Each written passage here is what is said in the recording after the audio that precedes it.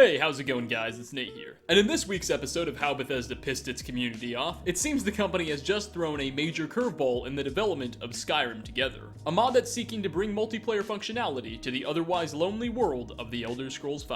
For those of you who don't know, Skyrim Together has been in development for quite a few years now, and according to its developers, is almost done, or was almost done. It's a mod that aims to create a multiplayer mode for Skyrim that feels seamless. The mod will be able to support you and up to 63 other players in a single Skyrim game, though it's recommended you don't go that high. And you and anyone you choose can tackle the province's dungeons, quests, and challenges together, hence the name.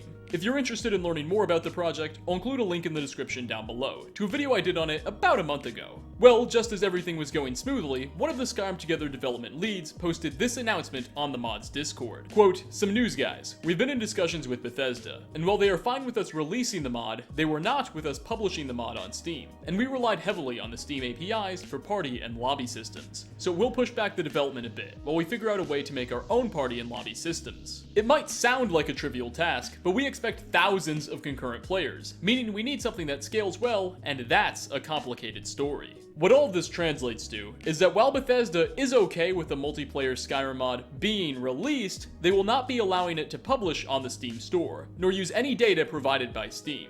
Keep in mind, publishing mods on the Steam store, not to be confused with the Steam Workshop, has been done a few times before. One instance that comes to mind is the Skyrim script extender, which to this day is still listed on the Steam store. Such privileges enable larger and more complicated mods to be installed much easier, and more importantly, also allow the creators access to the Steam API information, which the Skyrim Together mod has to this point in development been dependent on. With Bethesda not allowing Skyrim Together these abilities, the team will now have to create their own party and lobby mechanics for their mod. Typically, Steam takes care of this, but that's no longer an option. While the team has come out and said they will be able to create such a system, and the mod will still release in all of its glory, it's going to push back development for a little while, and they're not entirely sure how long just yet. It could be anywhere from a few weeks to a few months. For better or worse, while Skyrim Together was almost done, we hadn't exactly been given an estimated release date, so most of us probably haven't marked any dates in our calendars yet anyway. But now that we know the mod will still at least survive and understand its implications, the question now shifts to why Bethesda denied Skyrim Together such privileges. One of the more prominent theories is that Bethesda fears that by allowing a Skyrim multiplayer mode to exist, it could detract from the Elder Scrolls Online's player base and end up hurting the game's profits. At least, that's the most popular theory I've come across. Personally, I don't think that's the case here. I'm going to lend Bethesda the benefit of the doubt, though they certainly don't deserve it. For one, the Elder Scrolls Online is a very different game from just multiplayer Skyrim, with a much larger emphasis on competitive progression and arguably more RPG elements related to your player's stats. Furthermore, I'd imagine if people tried out Skyrim Together and found that they really like clearing dungeons with their friends, they'd be even more inclined to try out the Elder Scrolls Online if they hadn't already.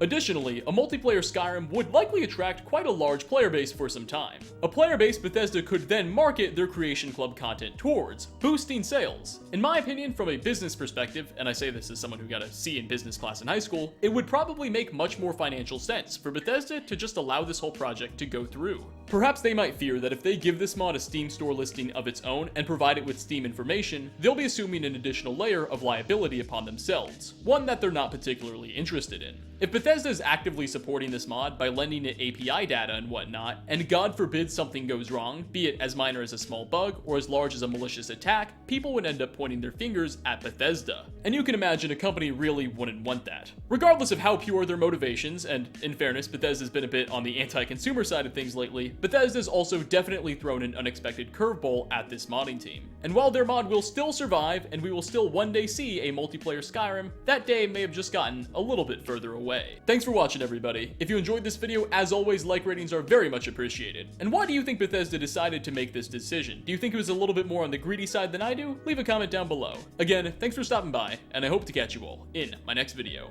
Peace out, everyone.